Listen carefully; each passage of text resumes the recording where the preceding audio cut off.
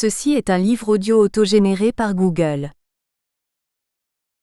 L'innocence d'Ivan Colonna, faits et arguments.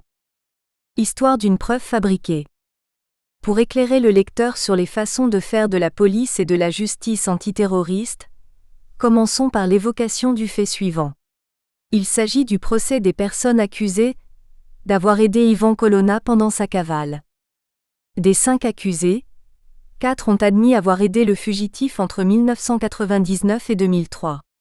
Seul, Marc Simeoni, le fils d'Edmond et le frère de Gilles, l'un des avocats d'Ivan Colonna et leader du mouvement autonomiste, nie les faits qui lui sont imputés. Il est notamment accusé d'avoir hébergé le fugitif dans son appartement de Bastia, en 2002 et 2003.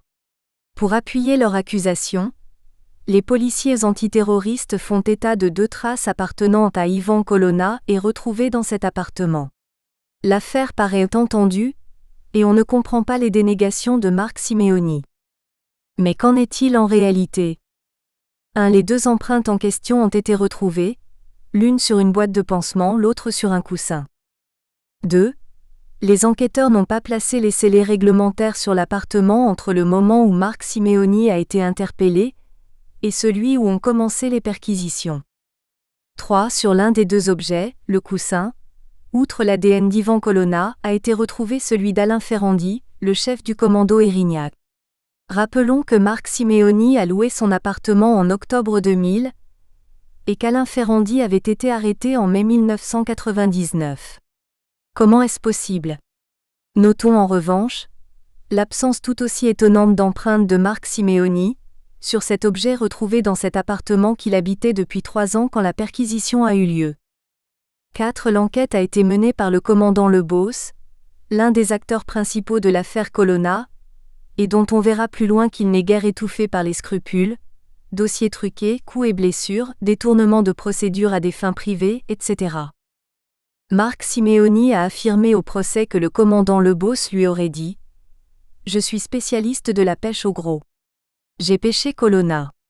Ton père c'est un gros poisson pour moi. » Cette preuve, manifestement fabriquée, en dit long sur la sincérité des 2 procès au terme desquels Ivan Colonna a été condamné à la peine la plus lourde prévue par le code pénal. Instructif, non ? Cette construction policière éclaire rétrospectivement d'un jour cru toute l'affaire Colonna. Le plus incroyable étant peut-être le silence ou l'indifférence de la plupart devant des faits aussi scandaleux. Quand on discute avec des gens convaincus de la culpabilité d'Ivan, ils ne cessent de demander « S'il est innocent, pourquoi est-il parti en cavale ?» Ou bien « Pourquoi ses copains l'ont-ils dénoncé ?» Nous pouvons demander de notre côté « Si la culpabilité d'Ivan était si évidente, pourquoi la police a-t-elle éprouvé le besoin de fabriquer avec cynisme des fausses preuves ?» L'appareil judiciaire antiterroriste ne peut pas ignorer ces machinations. Et pourtant, 2 cours d'assises spécialement composées ont condamné Ivan Colonna. C'est en ce sens que cette affaire est une affaire d'État. Comme l'affaire Dreyfus, dont les juges savaient parfaitement qu'il condamnait un innocent. Comment peut-on croire Ivan Colonna innocent ? C'est en gros la question que posent systématiquement ceux qui ont mal suivi l'affaire, ont écouté ou lu distraitement des informations données comme convergentes, et pensent que, puisqu'il a été traité publiquement d'assassin par un ministre de l'Intérieur de gauche, J.P. Chevènement, et par un ministre de l'Intérieur de droite, N. Sarkozy, puisqu'il a été condamné en cour d'assises et en cour d'appel, c'est bien qu'il doit être coupable.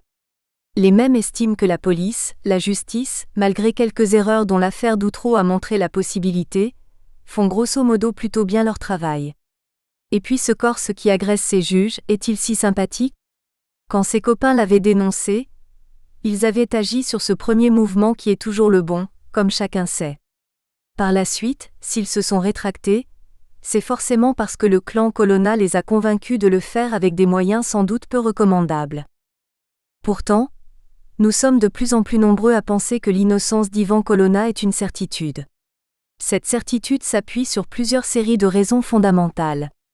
Elle porte sur les accusations des membres du commando et de 3 de leurs compagnes, sur les déclarations des témoins, sur la façon dont ont été menées l'enquête, l'instruction et les 2 procès, et enfin sur la personnalité de l'accusé.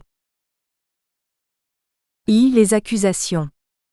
Dans le dossier de l'accusation, il n'y a qu'un seul élément à charge: les déclarations d'une partie des membres du commando, pour l'essentiel Maranelli et Alessandri, et de 3 de leurs compagnes. Le ministère public a affirmé sans trêve que ces accusations étaient précises, réitérées et concordantes. Ces 3 adjectifs ont été martelés, surtout le troisième qui est le plus grave s'il est fondé. On peut même dire qu'Ivan Colonna a été condamné sur cet adjectif, concordante. Et en effet, si c'était vrai, ce serait troublant. Mais si la répétition à l'infini d'un mensonge peut en faire une opinion, elle n'en fait pas une vérité. Les accusations contre Ivan Colonna ne sont pas concordantes, elles sont contradictoires. Examinons-les. 1. Et commençons par cette contradiction de taille, qui porte sur ce qui s'est passé le 7 février 1999, le lendemain de l'assassinat du préfet Erignac. Valérie Dupuis est la femme de Maranelli. Le couple habite Cargèse. Elle déclare qu'Ivan Colonna est venu chez eux le 7 février, vers 7h30. Il a amené Didier Maranelli dans la cuisine. Ils ont parlé quelques minutes à voix basse puis Ivan est reparti. Après cette entrevue, Maranelli a paru sombre et inquiet. De son côté, Jeanne, la femme de Ferrandi, le couple habite Ajaccio, déclare que le 6 février vers 21h30, son mari est rentré chez lui, accompagné d'Alessandri et d'Ivan Colonna. Ils ont tous dormi là, et Ivan Colonna est resté le lendemain, 7 février, jusqu'à midi passé. Stéphane Durand-Soufflant, le chroniqueur judiciaire du Figaro, fait observer fort justement qu'Ivan Colonna n'ayant pas le don d'ubiquité, il ne peut pas avoir été en même temps à Cargèse, vers 7h30, et à Ajaccio jusqu'à midi. Même la police a été gênée par cette contradiction. Elle a donc fait modifier les dépositions des 2 femmes. Jeanne déclare désormais qu'Ivan est parti de chez elle avant midi. Valérie déclare qu'il est venu chez elle après 9h. La contradiction est moins flagrante. Elle n'en est pas moins réelle, chacun comprenant bien qu'après 9h et avant midi ce n'est pas la même chose. Rappelons aussi que le trajet Cargèse-Ajaccio demande plus d'1 heure. 2. Rappelons encore que la femme d'Alessandri déclare avoir vu son mari partir vers 17h le vendredi 6 février, avant l'assassinat, dans une voiture conduite par Maranelli et où se trouvait déjà Ivan Colonna.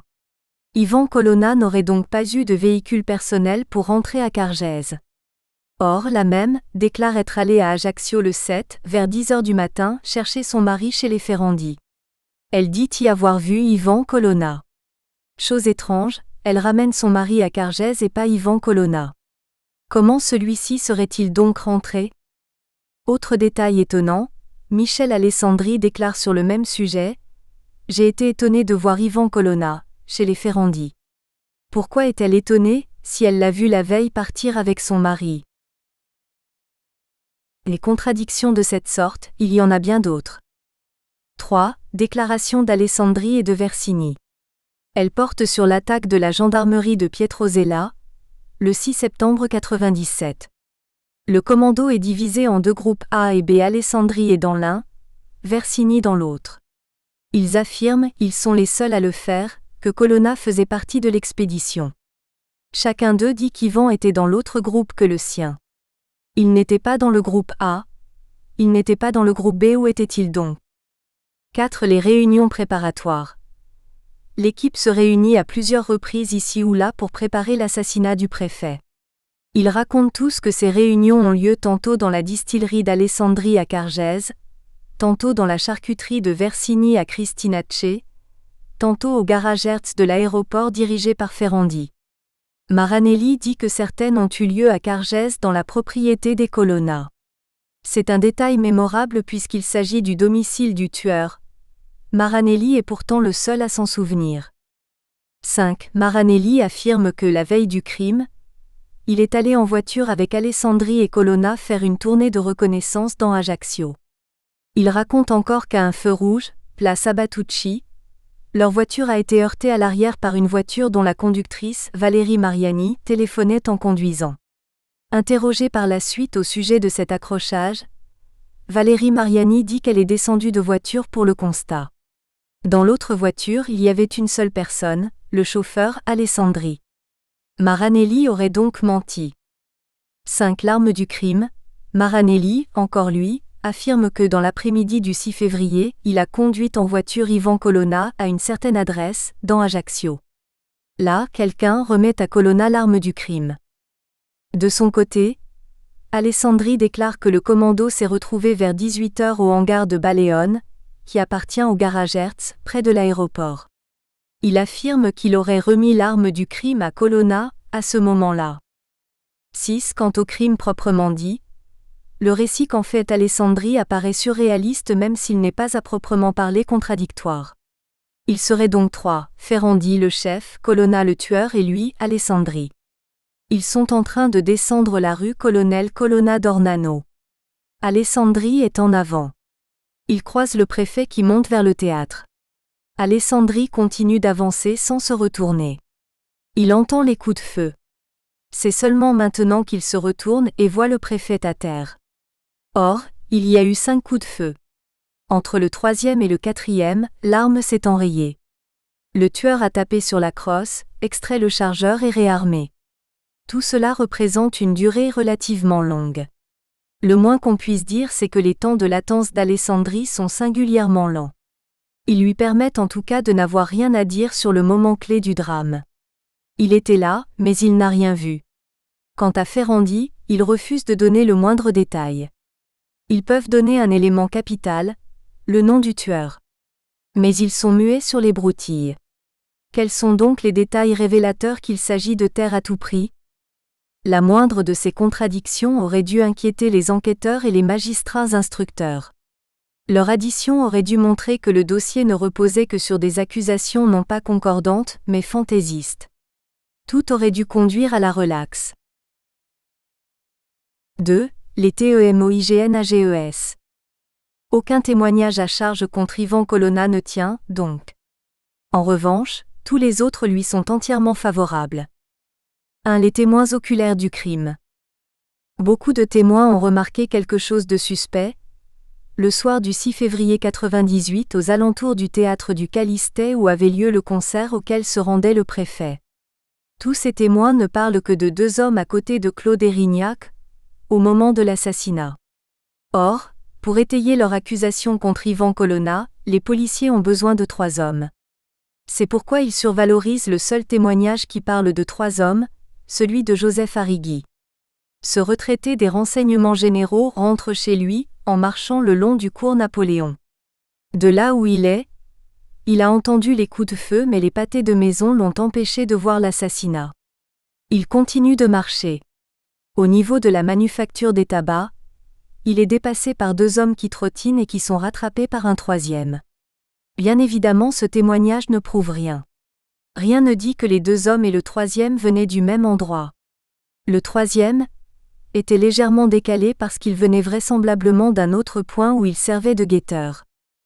Même la juge Levert a fini par admettre au cours du procès en appel qu'il n'était que 2 sur les lieux du crime. Donc 2 hommes. Plusieurs personnes ont vu le crime. Parmi elles, il y en a 2 qui sont particulièrement intéressantes. Joseph Colombani.